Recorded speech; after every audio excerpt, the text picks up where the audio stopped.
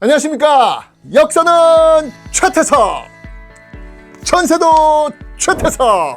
자, 어느덧 두 번째 강의를 여러분과 함께 하고 있습니다. 자, 이제부터 본격적으로 시작합니다. 여러분들 알아두면 쓸모있는 10가지 전세 안심 용어 사전을 제가 준비해봤습니다.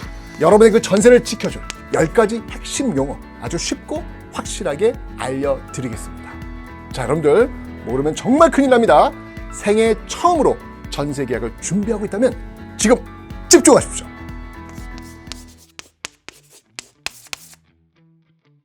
자, 여러분들 전세 계약서를 처음 딱 보면 가장 먼저 보이는 게 뭔지 아십니까?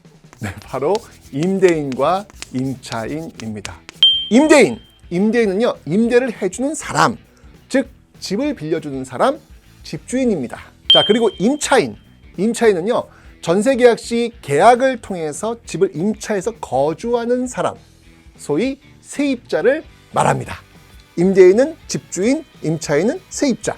그러니까 지금 강의를 듣는 여러분이 주로 임차인으로서 계약을 체결하게 되는 겁니다. 자, 이 계약서를 이렇게 딱 보시면요, 임대인은 항상 윗줄에 있습니다. 집주인이 먼저 집을 빌려주겠습니다 라고 하는 거니까 위에 있는 거예요. 또 한 가지 더, 임대인의 정보는 제한적으로 제공됩니다. 그래서 등기부 등본이나 신분증 등의 추가 정보를 꼭 확인하셔야 됩니다. 예를 들어서 어떤 임대인이 이렇게 말할 수도 있어요. 아, 이거 나 경찰 공무원 나 믿고 계약하면 됩니다. 여러분들 이걸 그냥 믿으면 큰일 나요. 임대인의 정보는요, 반드시 객관적 서류로 확인하셔야 되는 거, 이거 꼭 기억하시면 되겠습니다. 여러분들 상대방 임대인의 정보를 확인하는 것을 미안해하지 않으셔야 돼요. 반드시 확인하셔야 됩니다. 아셨죠? 자, 바로 이어가 보겠습니다. 임대 보증금, 이거 많이 들어보셨죠? 우리가 흔히 말하는 전세금, 전세금이 바로 이 임대 보증금입니다. 자, 이 임대 보증금에는요, 계약금, 중도금, 잔금, 이게 모두 포함이 되어 있어요. 자, 예를 들어서 계약금으로 500만 원 냈어. 돈이 부족해서 전세대출 1억 받았어. 개인자금 9,500만 원과 함께 잔금으로 1억 9,500만 원 냈으면 이 모든 돈을 합친 2억, 대출 받은 거에 포함해서 2억이 바로 임대 보증금입니다. 자, 이제 다음 정말 중요한 용어가 나와요. 확정일자. 꼭 기억하셔야 돼요. 계약서를 쓴 그 날짜를 증거 법적으로 인정받는 날짜로 만든다 라는 뜻이에요.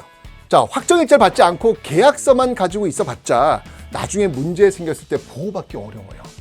여러분들 어쨌건 전세 계약하는데 이 큰 돈 보호받아야 될 거 아니야. 출발이 확정일자, 너무 중요해요.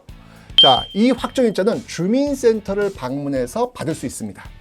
나중에 소개할 우선 변제권과 연계해서 확정일자를 받는 것은 너무너무 중요한 행위입니다. 자, 이어서 등기부 등본. 이 등기부 등본의 정식 명칭은요, 등기사항 전부 증명서입니다. 자, 이 등기부 등본은요, 집에 신분증 같은 거예요. 집주인 누구인지, 이 집에 빚이 있는지 없는지 변동 내역을 한눈에 볼 수 있습니다. 계약할 때 한 번, 잔금 낼 때 한 번, 총 2번을 등기부 등본 떼어보시는 거예요. 왜? 집의 상태가 계약 이후에 바뀔 수도 있기 때문입니다. 반드시 계약 전과 잔금 납부 전에 확인하셔야 됩니다. 중요 팁을 좀 하나 제가 알려드린다면, 등기부 등본 발급 시 말소사항 포함한 내용으로 발급해야 합니다. 그러면 그 집의 히스토리, 역사를 쭉 보면서 이 집이 괜찮은 거야? 아닌 거에 대한 판단을 더 명확히 할 수 있겠죠. 자, 이제 조금 어려운 용어 좀 알려드리겠습니다. 바로 신탁입니다. 많이 들어본 용어 아닌가요? 신탁? 들어봤지만 자세히 모르시는 분들 의외로 많습니다. 자, 이것도 중요한 단어니까요, 개념을 좀 잘 잡고 가도록 한번 해보겠습니다. 신탁이란 간단히 말하면요, 재산의 관리와 처분을 타인에게 맡기는 것, 이걸 신탁이라고 합니다. 만약 집주인이 자기 집을 신탁회사에 맡기게 되면 진짜 소유자는 집주인이 아니라 신탁회사가 되는 거예요. 진짜 소유자가 달라지는 거야. 여러분이 계약을 맺었는데 만약에 소유권이 신탁회사에 있었다? 그 집주인하고 한 여러분 계약, 그 계약은요, 법적으로 무효가 될 수 있어요. 신탁된 부동산은요, 외형상 집주인이 따로 있어 보여도 실제 권한은 신탁회사에 있기 때문에 집주인과의 계약만 믿고 전세 계약을 하면 낭패를 봅니다. 그래서 여러분들 신탁 원부를 좀 열람하셔야 돼요.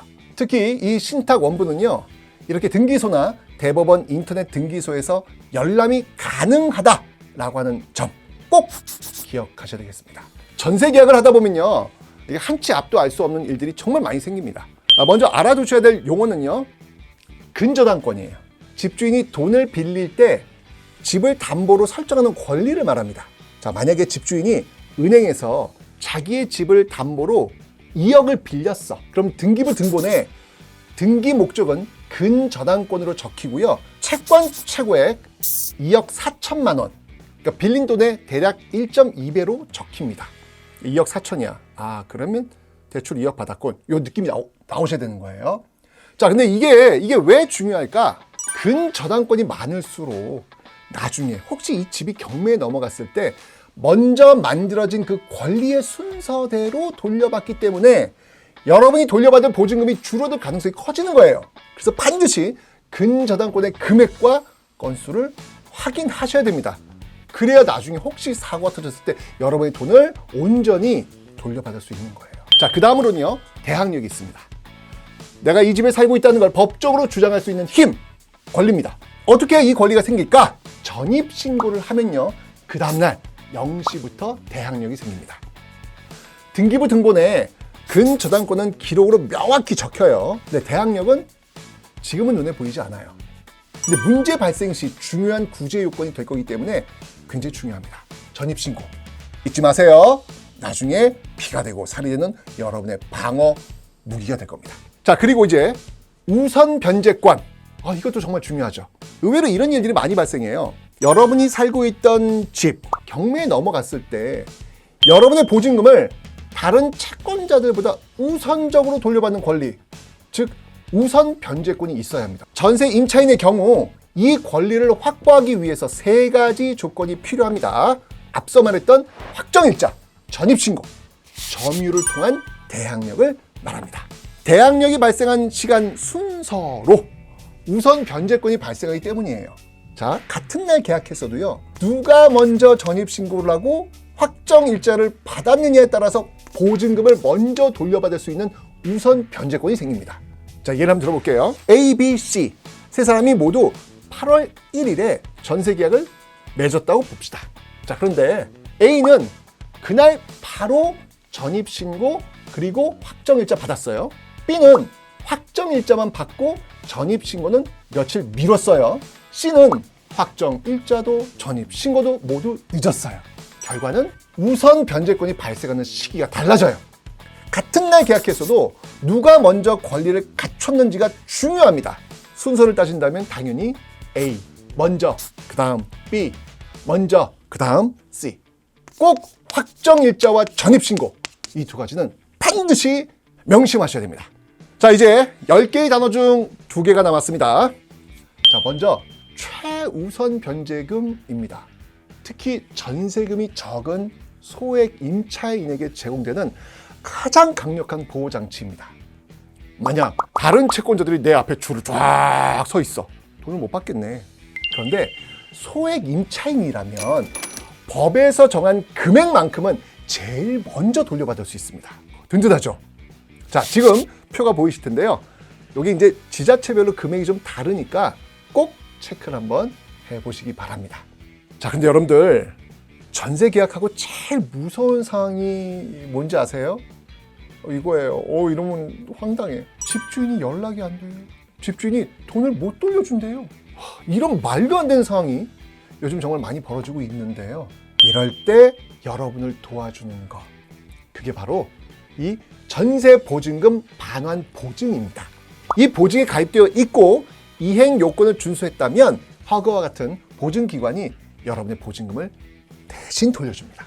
여러분들 이거 가입 안 하면 진짜 손해예요. 꼭 반드시 가입하셔야 됩니다. 자, 자세한 내용은요, 허그 홈페이지에서 확인 가능하십니다. 블로그에 게시되어 있는 교환 자료 QR코드로도 접속 가능한 점 참고해 주시면 되겠습니다. 기억하셨죠? 자, 여러분들 오늘 강의 어떠셨습니까? 아이고야. 어렵게만 느껴졌던 전세 용어들. 자, 이제 조금은 좀 친숙하게 느껴지시죠? 지금 우리가 배운 건 단순한 용어 결코 아닙니다. 여러분의 소중한 보증금을 지킬 수 있는 지식, 그리고 내 권리를 당당히 주장할 수 있는 힘입니다. 그리고 제가 늘 하는 말이 있습니다. 기억하지 않는 사람에게는 권리도 따라오지 않는다. 꼭 기억해 주시기 바랍니다. 자, 시험 보셔야죠. 간단한 쪽지 시험 제공할 거니까요. 꼭 풀어보시기 바랍니다. 자, 그럼 다음 시간에도 역사는 최태성, 전세도 최태성 아시죠? 만납시다.